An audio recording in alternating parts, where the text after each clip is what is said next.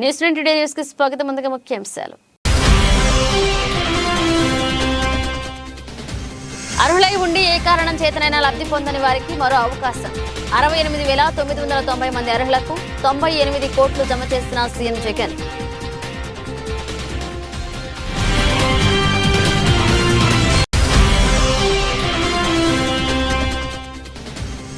Osmania university Congress party యువ నాయకులు శేషు ఆధ్వర్యంలో చెరువుగట్టు వరకు పాదయాత్ర.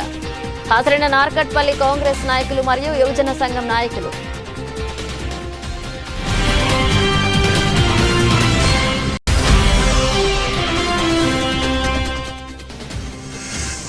రాష్ట్ర వ్యాప్తంగా కొనసాగుతున్న పారిశుద్ధ్య కార్మికులు చేపడుతున్న సభ్యులు. గాజువాక మున్సిపల్ కార్యాలయ ఆవరణంలో ప్రభుత్వానికి వ్యతిరేకంగా నిరసనలు.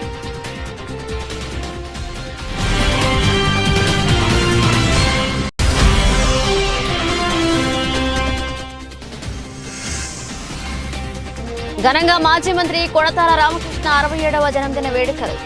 పేదలకు చీరలు దుప్పట్లు పంపిణీ చేసిన ఆయన అభిమానులు.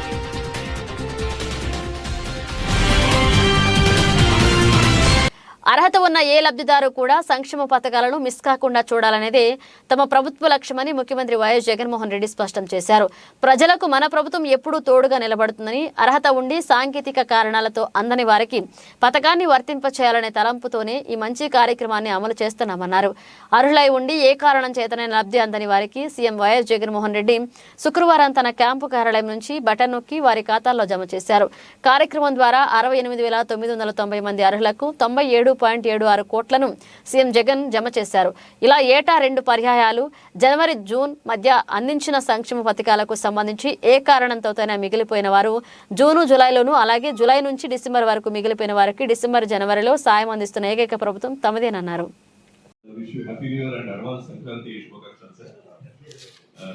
సార్, ఈరోజు బయాన్యువల్ శాంక్షన్స్ లో సార్ మా జిల్లాలో 2143 బెనిఫిషరీస్ కి మిస్ అయిన వాళ్ళకి ఇది లబ్ధి చేరుకుంటుంది సార్. ఇది రొటీన్ గా వచ్చే పథకాల్లో ఎలాగైనా సంతోషం ఉంటుంది సార్. మిస్ అయిన వాళ్ళకి కొంత బాధపడిన తర్వాత మళ్ళీ రావడం ఎక్కువ సంతోషం ఇస్తుంది అని ఇక్కడ ఉన్న బెనిఫిషరీస్ అందరూ ఎక్స్ప్రెస్ చేస్తున్నారు సార్. సో దానికోసం చాలా చాలా ధన్యవాదాలు సార్. ఈ ప్రోగ్రామ్ లో మా జిల్లాకి ఈ రోజు 3,20,00,000 దాకా లబ్ధి చేరుకుంటుంది సార్. అదేవిధంగా దాదాపు 9,000 కొత్త పెన్షన్లు కూడా వచ్చాయి సార్. ఈ ప్రోగ్రామ్ నాతో పాటు ఇక్కడ అటెండ్ అవ్వడానికి గౌరవ జడ్పీ చైర్పర్సన్ గారు విజయ గారు, శాసనసభ్యులు గౌరవ కృష్ణదాస్ గారు, రెడ్డి శాంతి గారు, హేమావతి గారు, మత్స్యకార కార్పొరేషన్ చైర్పర్సన్ నరసింహరావు గారు and Sirisena corporation chairperson DP Dev గారు అందరూ వచ్చారు సార్. ఈ ఒక ప్రతినిధిగా అందరూ బెనిఫిషరీస్ లో ఒక ప్రతినిధిగా ఒక అమ్మాయి ప్రత్యూష శ్రీకాకుళం మండలం, శ్రీకాకుళం పట్టణం నుంచి మీతోటి ఆమె ఆనందం పంచుకోవడానికి ఇక్కడ వచ్చి ఉన్నారు sir. With your permission I ask her to share her thoughts.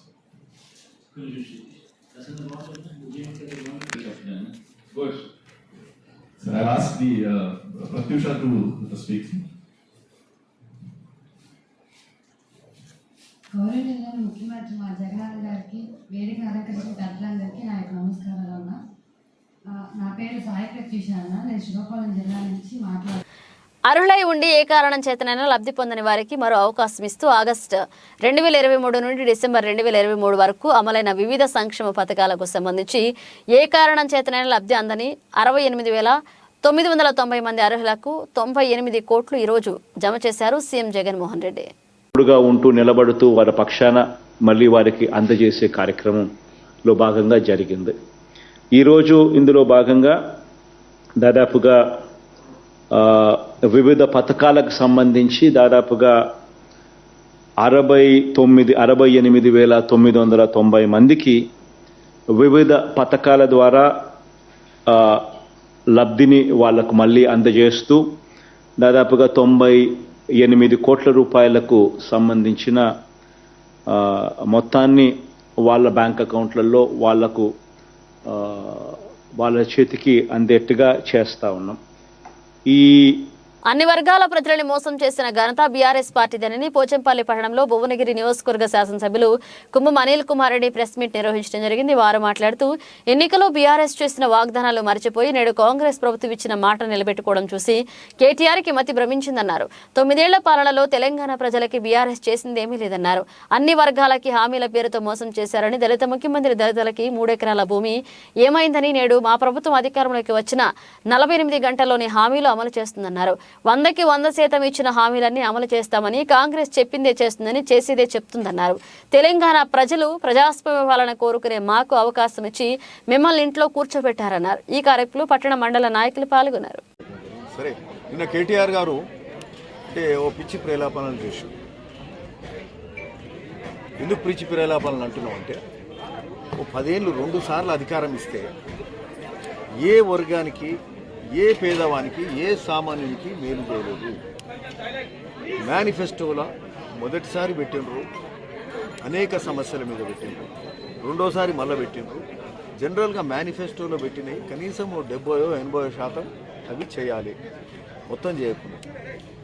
మరి ఆ 70-80% చేసిరంటే మీరు ఏది చేయలే. వాళ్ళు పెట్టిన మేనిఫెస్టోలో పేదోనికి ఇల్లు ఇయ్యలే, ఒక్క ఇల్లు ఇయ్యలే, ఏ గ్రామంలో ఇయ్యలే. రైతులకు రుణమాఫీ ఈసారి అయితే మొత్తమే చేయలే. దళితులకు 3 ఎకరాల భూమి ఇవ్వలే. దళిత ముఖ్యమంత్రి అన్నారు, చేయలేదు. సరే, అది వదిలిపెడదాం. మరి కొత్త పెన్షన్లు ఇవ్వలే, కొత్త రేషన్ కార్డులు ఇవ్వలే, ఆరోగ్యశ్రీ సరిగ్గా చేయలే, ఉచిత విద్య సరిగ్గా చేయలే, ఎస్టీల రిజర్వేషన్ అన్నారు, మైనార్టీల రిజర్వేషన్ అన్నారు. అంటే అన్ని ఒట్టి మాటలు, ఒట్టి అబద్ధాలు. అంటే అన్ని అబద్ధాలు ఆడి, అన్ని 420 మాటలు మాట్లాడి ఈరోజు మేము నెల కాకముందే మేము చెప్పిన 6 గ్యారెంటీలు మా ముఖ్యమంత్రి, గౌరవ ముఖ్యమంత్రి రేవంత్ రెడ్డి గారు మేము చెప్పిన అభయహస్తం 6 గ్యారెంటీలు మొదటి రోజే 1 గంట ఆలస్యం కాకుండా మొదటి సంతకమే దాని మీద పెట్టినాం. అభయహస్తం 6 గ్యారెంటీలు ఇచ్చినాం. మొదటి 2 రోజులలోనే 45 గంటలలో ఉచిత బస్ ప్రయాణం మహిళలకు ఇచ్చే కార్యక్రమం చేసినాం. ఆరోగ్యశ్రీ 10 లక్షల కార్డు కూడా ఇచ్చే కార్యక్రమం కూడా చేయడం జరిగింది. సరే, మళ్ళా వితిన్ 1 మంత్ మొన్న 26వ తారీఖు నుంచి అప్లికేషన్ తీసుకునే కార్యక్రమం చేసినాం. ప్రజాపాలన కింద జనరల్గా అధికారుల చుట్టూ, ఆఫీసుల చుట్టూ తిరగాలి. ఉస్మానియా యూనివర్సిటీ కాంగ్రెస్ పార్టీ యువ నాయకులు శేషు గారి ఆధ్వర్యంలో Nalgonda MLA Komatireddy Venkatreddy, Munugode MLA Rajagopalreddy, Nakrekal MLA Vemula Veeresham గెలుపొందిన సందర్భంగా హైదరాబాద్ ఉస్మానియా యూనివర్సిటీ నుండి నార్కట్పల్లి మండల చెరువుగట్టు శ్రీ పార్వతి జడల రామలింగేశ్వర స్వామివారి ఆలయం వరకు పాదయాత్ర చేస్తున్న సందర్భంగా నార్కట్పల్లి పట్టణ కేంద్రంలో ఘనంగా స్వాగతం పలికి వారికి సంఘీభావం తెలియజేశారు నార్కట్పల్లి కాంగ్రెస్ నాయకులు మరియు యువజన సంఘం నాయకులు.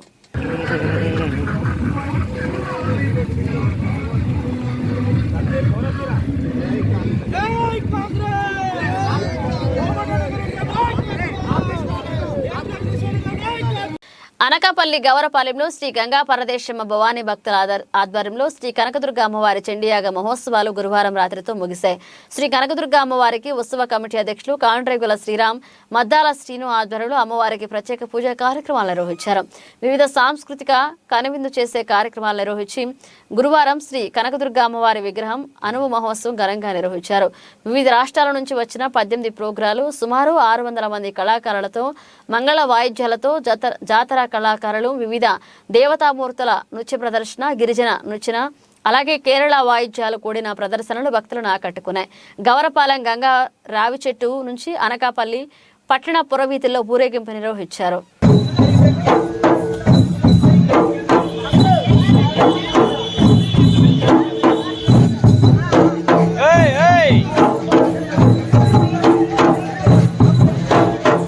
అందరికీ నమస్కారం.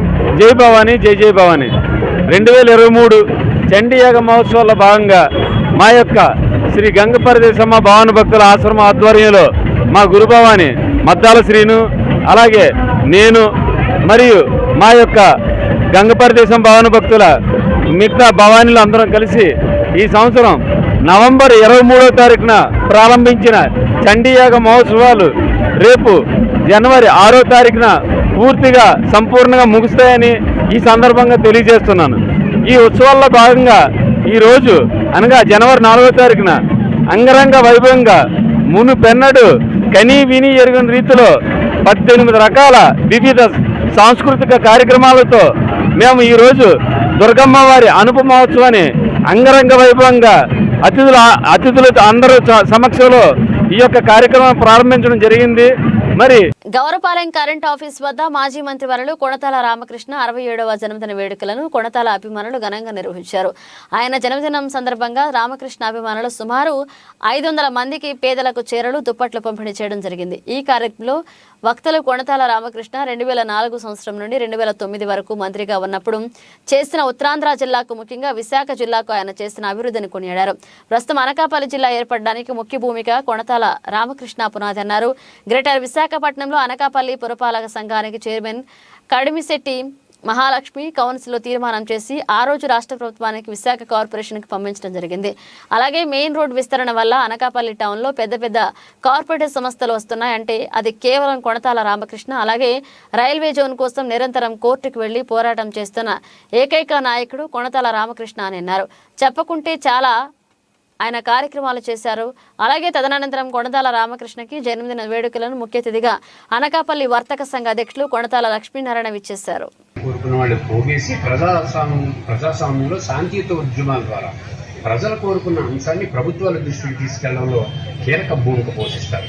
అట్లాంటి వాళ్ళు తెన్నేటి విశ్వనాథ్, గౌతు లచ్చన్న, ఎన్జీ రంగ తెలియజేస్తూ జై కొందాల, జై జై కొందాల. కొణతాల రామకృష్ణ గారి గురించి మాట్లాడే వయసు నాకు లేదు, ఆ స్థాయి కూడా నాకు లేదు.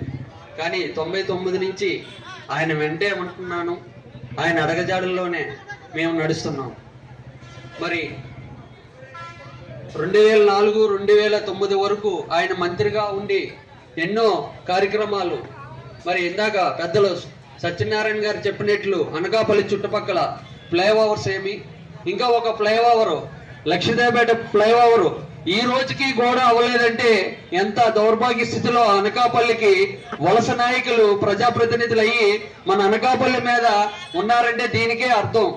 ఎందుకంటే 2011-12లో గంటా శ్రీనివాసరావు గారు మంత్రిగా అయ్యి కూడా చేయలేకపోయారు, తర్వాత ఎమ్మెల్యే గారు చేయలేకపోయారు.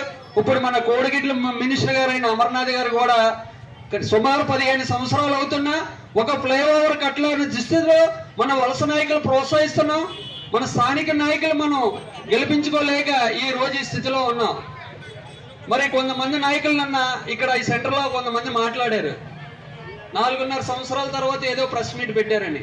వాళ్ళకి తెలీదు మా నాయకుడు విభజన హామీలు, విభజన చట్టం కూడా అన్యాయంగా జరిగిందని ఈ రోజుకి కూడా మరి హైకోర్టులోని, సుప్రీంకోర్టులోని ఆంధ్రప్రదేశ్ విభజన చట్టం విరుద్ధంగా జరిగిందని ఆయన సొంత డబ్బులతో కోర్టుకు వెళుతూ, వాయిదాలకు వెళుతున్న నాయకుడు, ఏకైక నాయకుడు కొణతాల రామకృష్ణ గారు.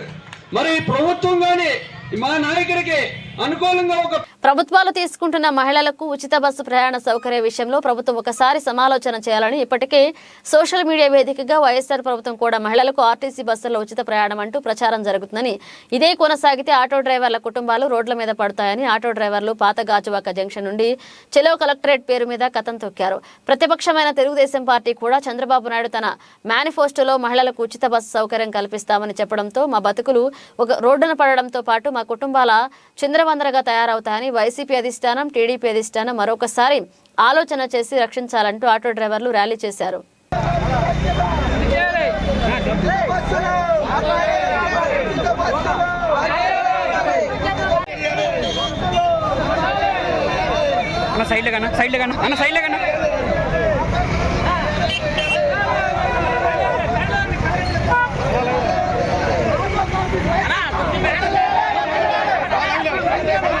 అందరికీ నమస్కారం అండి.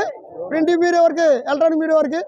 ఈరోజు ప్రస్తుత పరిస్థితి తెలంగాణలో కానీ కర్ణాటకలో కానీ ఆటో వాళ్ళ పరిస్థితి ఎంత దారుణంగా ఉందనేది మీ అందరికీ తెలిసిందే.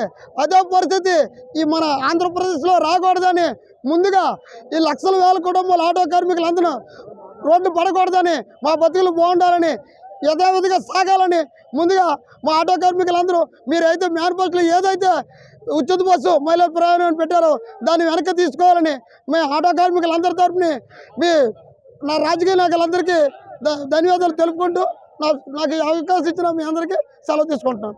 రాష్ట్ర వ్యాప్తంగా పారిశుద్ధ్య కార్మికులు చేపడుతున్న సమ్మెలు కొనసాగుతున్నాయి. గాజువాక మున్సిపల్ కార్యాలయ ఆవరణంలో పారిశుద్ధ్య కార్మికులు రాష్ట్ర ప్రభుత్వానికి వ్యతిరేకంగా నిరసన తెలిపారు. ఈ సందర్భంగా కార్మికులు ప్రతినిధులు మాట్లాడుతూ రాష్ట్ర ముఖ్యమంత్రి జగన్మోహన్ రెడ్డి తమకు ఇచ్చిన హామీలను నెరవేర్చడంలో విఫలమయ్యారని అన్నారు. సుప్రీంకోర్టు తీర్పు ప్రకారం సమాన పనికి సమాన వేతనం ఇవ్వాలని డిమాండ్ చేశారు. అలాగే పెండింగ్ లో ఉన్న పారిశుద్ధ్య కార్మికుల సమస్యలను రాష్ట్ర ప్రభుత్వం వెంటనే పరిష్కరించాలని తెలిపారు. తమ సమస్యలు పరిష్కరించినంత వరకు పోరాటం కొనసాగుతుందని హెచ్చరించారు. నిరసనలో పారిశుద్ధ్య కార్మికులు మహిళలు పాల్గొన్నారు.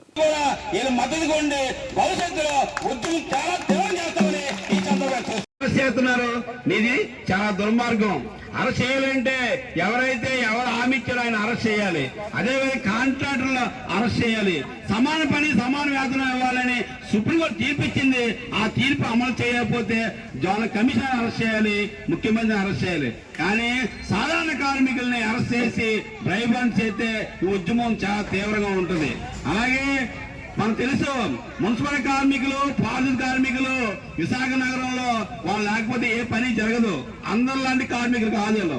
మొత్తం ఊరు శుభ్రంగా ఉండాలన్నా, కాలనీ శుభ్రంగా ఉండాలన్నా వాళ్ళందరూ కష్టపడి పని చేస్తేనే ఈ పని కూడా ఎవరు చేయరు. ఆ పర్మనెంట్ అన్న మాట ఒక్కటి నిలబెట్టుకోండి.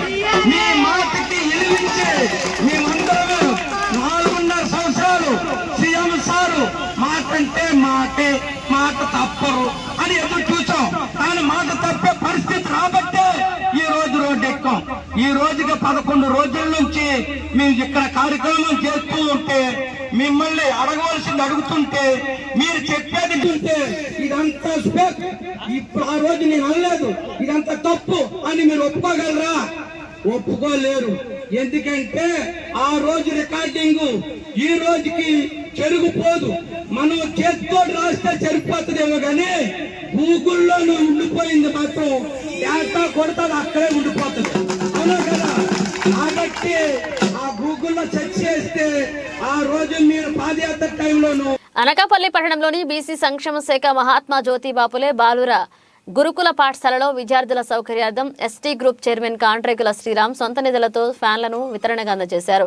గురుకులంలో ఫ్యాన్లు లేకపోవడంతో వేసవిలో ఒక్కపోత, ఇప్పుడు దోమల బెడదతో విద్యార్థులు పడుతున్న ఇబ్బందులను తన దృష్టికి తెచ్చారు. వెంటనే ఫ్యాన్లను సమకూర్చిన కాంట్రేకుల శ్రీరామ్ను పాఠశాల ప్రిన్సిపల్ డి వెంకటేశ్వర్లు, తల్లిదండ్రులు, కమిటీ చైర్మన్ గంగాధర్ ప్రత్యేకంగా అభినందించి జ్ఞాపికను అందజేశారు. ఈ సందర్భంగా కాంట్రేకుల శ్రీరామ్ మాట్లాడుతూ విద్యార్థి దశ చాలా కీలకమైందని, గురువులను, తల్లిదండ్రులను గౌరవిస్తూ చిత్తశుద్ధితో సాధన చేస్తే ప్రతి విద్యార్థి ఉన్నత శిఖరాలకు వెళ్తారన్నారు. ప్రతి విద్యార్థి అనుకున్నది సాధించే వరకు లక్ష్యం వేడరాదన్నారు. అలాగే నా సోదర సమానుడు మరి children's president, children's association president అయినటువంటి మా గంగాధర్ గారికి, అలాగే ఇతర సిబ్బందికి అందరికీ కూడా నా యొక్క హృదయపూర్వక ధన్యవాదాలు. ప్రభుత్వ సహకారంతో నడుస్తున్నటువంటి ఈ గురుకుల పాఠశాల అంటే నేను నిజానికి మాట్లాడకూడదు అనుకున్నాను. ఇందాక మన కరస్పాండెంట్గా రూమ్లో చెప్పినప్పుడు కూడా శ్రీరామ్ గారు మీరు మాట్లాడాలి పిల్లల్ని ఉద్దేశించి అంటే నేను మాట్లాడకూడదని అనుకున్నాను 7 నిమిషాల క్రితం. కానీ ఇప్పుడైతే మాట్లాడతాను. ఎందుకు మాట్లాడతానంటే పిల్లలు దేవుళ్ళతో సమానం. ఈ పిల్లలకి మనం కనీస అవసరాలు ఇవ్వగలిగే స్థితిలోని ప్రతి ఒక్కరూ రావాలి. ఈరోజు మీరు పిల్లలు, రేపు పొద్దున పెద్దలు. మీరు పెద్ద అయ్యాక మీలాంటి పిల్లలకి సహాయ సహకారాలు ఇచ్చే స్థితికి మీరు అందరూ రావాలి. ఇది నేను ఎందుకు చెప్తున్నానంటే ఈ యొక్క ప్రాంగణం ఏదైతే ఉందో ఈ ప్రాంగణం ఒకప్పుడు జేఎల్ హై స్కూల్ అంటే మా మాయ గారే బాగా దగ్గర బంధువు కూడా ఆయన నడిపే సంస్థ. ఈ జేఎల్ హై స్కూల్లో 2001 అయోధ్యలో శ్రీరామ జన్మభూమిలో నిర్మిస్తున్న నూతన మందిరంలో ఈ నెల 22వ తేదీ నాడు 11 గంటలకు శ్రీరాముని విగ్రహ ప్రతిష్ఠ కార్యక్రమం జరుగుతుంది. ఈ రామ మందిరం ప్రారంభం సమయానికి దేశంలో రామభక్తులందరూ ప్రతి గ్రామంలో ప్రతి ఊర్లో ప్రతి ఇంటికి రాముని అక్షంతలు ఇస్తున్నారు. అందులో భాగంగా ఈ నెల 22వ తేదీ నాడు ఆ అక్షంతలు పూజా మందిరంలో పెట్టుకుని రాముని విగ్రహ ప్రతిష్ఠ అనంతరం ఆ అక్షంతలు ఇంట్లో కుటుంబ సమేతంగా తలలో వేసుకుని సాయంత్రం 6 గంటలకు 5 దీపాలను ఇంటి ముందు వెలిగించాలని ఆ దైవాజ్ఞంగా పిలుపునిచ్చారు. ఈ కార్యక్రమంలో అర్రెప్ప కామేశ్వరరావు, సిద్ధిలింగేశ్వర స్వామి దేవస్థాన చైర్మన్ నుదురుపాటి తాతాజీ, శ్రీ దరాలహరి, గంధి రాజేష్, ఆరెపు భాగ్యలక్ష్మి, ఆ రాధా, జంగాల శ్రీనివాసరావు, బోడి వెంకటరావు మరియు భక్తులు పాల్గొన్నారు. భూమిలో రామాలయ ప్రతిష్ట జరుగుతూ ఉంది. ఈ సందర్భంగా అనకాపల్లి నగరంలో ప్రతి ఇంటింటికి వెళ్ళి రామస్పర్శిత అక్షతల్ని వితరణ చేయడం జరుగుతోంది. అందరూ కూడా ఈ అక్షతల్ని పూజా మందిరంలో ఉంచుకుని 22వ తారీఖు మధ్యాహ్నం టీవీలో శ్రీరాముని దర్శించి రామాలయ ప్రతిష్టని చూసి తిలకించి సాయంత్రం 5 గంటలకు ఈ అక్షతల్ని తలపైన వేసుకొని ఇంట్లో పెద్దల దగ్గర ఆశీస్సులు తీసుకొని 5 దీపాలు వెలిగించాలి. కనీసం 5 దీపాలు ప్రతి హిందువు కూడా ఆ రోజు మనం 5 దీపాలు వెలిగించాలి. ఈ 5 దీపాలు కారణం ఏంటంటే 500 సంవత్సరాలుగా అయోధ్యలో శ్రీ రామ జన్మభూమిలో రామాలయం లేదు. ఆ రామాలయం ఈ రోజున ప్రతిష్ఠ అవుతుంది 22వ తారీఖు. ఈ సందర్భంగా ఈ కార్యక్రమాన్ని నిర్వహిస్తున్నాం. జై శ్రీ జై జై శ్రీరామ్. మన అయోధ్యలో రామ మందిర నిర్మాణం ఎన్నో సంవత్సరాల నుంచి ప్రతి హిందువు కలగంటున్న కళ నెరవేరింది. ఈ నెల 22వ తారీఖుని దాన్ని ప్రతిష్ఠించి పూర్తిగా పునఃప్రారంభం జరుగుతుంది. కొన్ని వందల సంవత్సరాల నుంచి కూడా అక్కడ ముస్లింలు దురాక్రమణకు గురై రామ మందిరం కూల్చివేయబడింది.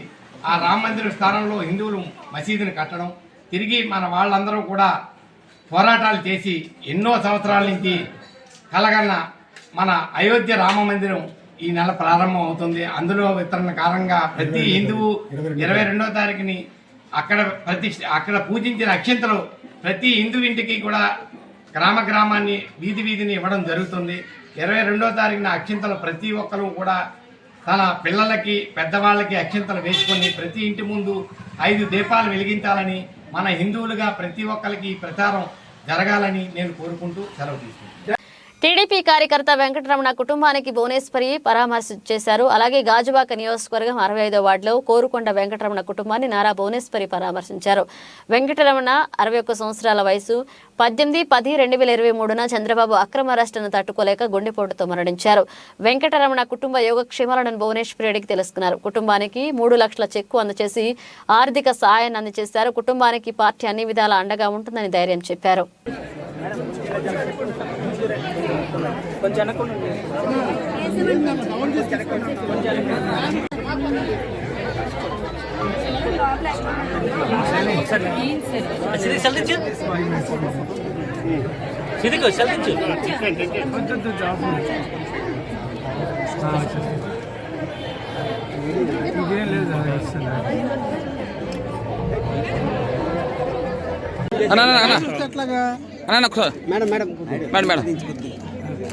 Madam okay madam.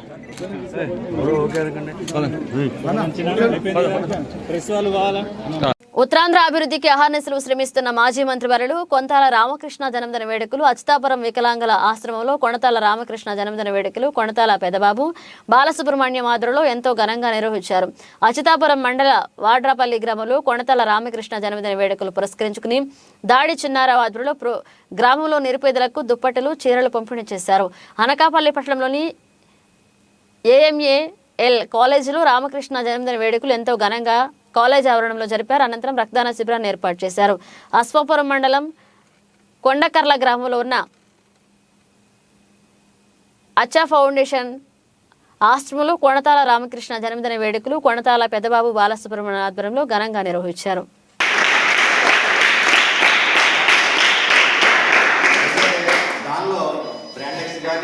ఇక్కడున్న కంపెనీలు కానీ ఇక్కడ ఈ ప్రాంతం అభివృద్ధి చెందాలని ఒక తపనతో ఈ ప్రాంత వాసులందరూ చాలా ఎన్నుబడి ఉన్నారని ఇక్కడ నిరుద్యోగ యువత ఎక్కువగా ఉన్నారని వాళ్ళందరికీ ఉపాధి కల్పించాలని తర్వాత వ్యవసాయదారులు సరిగా వ్యవసాయ పంటలు పండటం లేకపోవడం వల్ల నీటి సమస్య వల్ల పంటలు పండకపోవడం వల్ల ఈ ప్రాంతం అంతా మెట్ట ప్రాంతం కింద పరిగణించి ఎవరు కూడా గవర్నమెంట్ వారు అభివృద్ధి చెందకుండా ఉండడం వలన ఈ ప్రాంతానికి ఏదో ఒక విధంగా ఏదో కంపెనీలు తీసుకొచ్చి ఏదో జనాలందరికీ ఉపాధి కల్పించాలని, తద్వారా గ్రామం ఈ ఏరియా అంతా అభివృద్ధి చెందాలని ఒక ముఖ్య ఉద్దేశంతో ఆనాడు గౌరవ మంత్రివర్యులు రామకృష్ణ గారు చేసిన చాలా కృషి వల్ల ఇక్కడ ఈ కంపెనీలన్నీ వచ్చి ఈ ప్రాంతం అంతా ఇంత అభివృద్ధి చెందింది. లేకపోతే గతంలో మేము చిన్నప్పుడు వచ్చినప్పుడు ఈ ప్రాంతంలో వ్యవసాయ భూములు చాలా బీడు భూములుగా ఉండేవి, అభివృద్ధి కూడా ఇంత ఉండేది కాదు. భూము రేట్లు కానీ లేకపోతే వ్యాపారం కానీ అనేక రకాలైన డెవలప్మెంట్ ఆయన తాలూకా కృషితోనే ఇదంతా జరిగిందని చెప్పడానికి నేను ఏమాత్రం కూడా సంకోచించట్లేదు.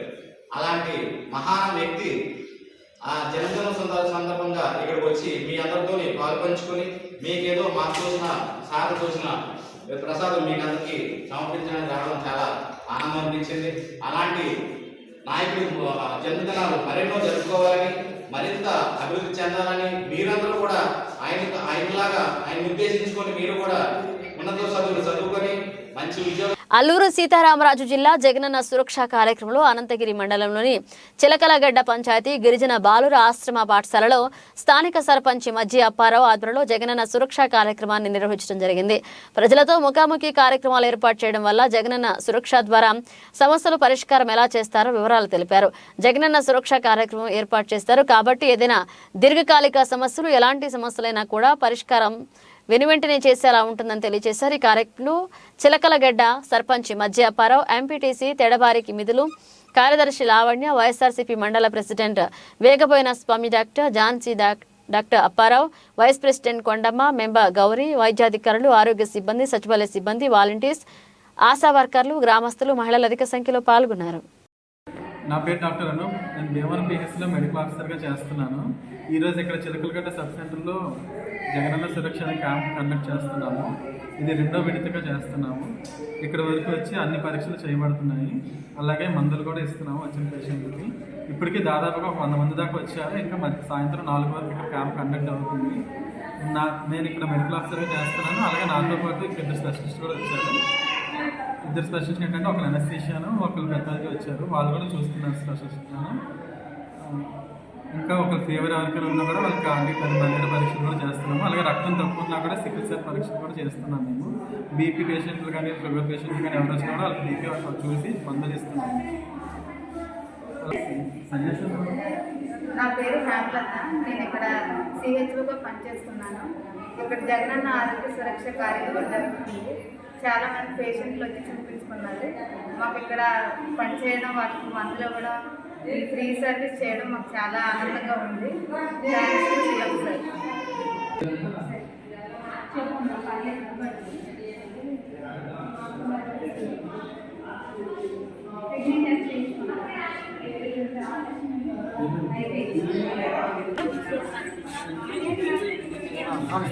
Thank you CM sir. Jagananna ఆరోగ్య సురక్ష ప్రోగ్రాం 2nd ఫేజ్లోని రక్త నిపుణుల కొరకు, ఈ ఆరోగ్యం కొరకు మా గిరిజనుల పట్ల ఎంతో మంచిగా ఈ కార్యక్రమాన్ని మంచి సంకల్పంతో ప్రారంభించినందుకు మీకు థ్యాంక్ యూ సార్. అదేవిధంగా ఇక్కడ వచ్చిన ప్రతి ఎనీమియా పేషెంట్కి సికిల్ సెల్ టెస్టులు, తర్వాత జ్వరంతో వచ్చిన వాళ్ళకి మలేరియా, టైఫాయిడ్, తర్వాత షుగరు, తర్వాత హెచ్బి హిమోగ్లోబిన్ పర్సెంటేజ్, ఇవన్నీ చూసిన తర్వాత వాళ్ళకి ఏ యొక్క శాతంలో ఆ టెస్టుల పరిధిలోనే రిజల్ట్ ఇచ్చిన తర్వాత డాక్టర్లు అందరూ దానికి సరిపడే మందులు రాసి ఆరోగ్యాన్ని వాళ్ళకి ముందుగా అవేర్నెస్ కల్పిస్తూ మనం జనాల యొక్క ఆరోగ్యాన్ని ముఖ్యమని మేమంతా కష్టపడుతూ మా యొక్క భీమవరం పిహెచ్ వాళ్ళందరూ సమిష్టిగా మేము కష్టపడి ప్రజాసేవకు అంకితంగా మేము ఆలోచన చేస్తూ ఒక ఉద్యోగం కాకుండా ఒక సేవకుడిగా మేము ఆలోచన చేసి మేము ఈ యొక్క కార్యక్రమానికి మేమందరూ ఉమ్మడిగా పాల్గొనడం జరిగింది. ఈ కార్యక్రమం చాలా మంచిదని నేను అనుకుంటున్నాను. మరల ఈ 2nd ఫేజ్లో వచ్చిన రిజల్ట్ ప్రకారం అయితే చాలా హ్యాపీగా ఫీల్ అవుతుంది సార్. అదేవిధంగా ఇక్కడ ఈ ప్రారంభ దశలోనే అది యొక్క ఆరోగ్యం ఏ స్టేజ్లో ఉందనేది కూడా డాక్టర్లు, వైద్యులు, నిపుణులు పరీక్ష చేసి దాని పరంగా ల్యాబ్లో పంపిస్తే నేను అదేవిధంగా పరీక్ష చేయడం జరుగుతుంది sir. Thank you sir. Bulletin ముగించే ముందు హెడ్లైన్స్ మరోసారి. అర్హులై ఉండి ఏ కారణం చేతనైనా లబ్ధి పొందని వారికి మరో అవకాశం. 68,990 మంది అర్హులకు 98 కోట్లు జమ చేసిన సీఎం జగన్.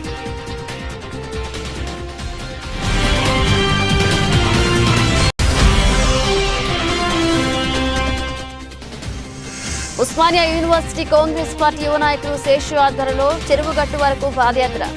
హాజరైన నార్కట్పల్లి కాంగ్రెస్ నాయకులు మరియు యువజన సంఘం నాయకులు.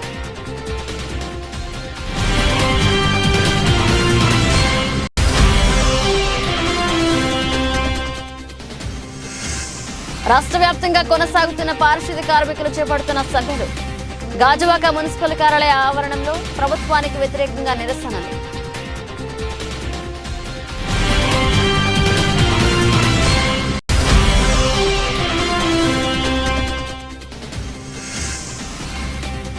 ఘనంగా మాజీ మంత్రి కొణతాల రామకృష్ణ 67వ జన్మదిన వేడుకలు. పేదలకు చీరలు దుప్పట్లు పంపిణీ చేసిన ఆయన అభిమానులు.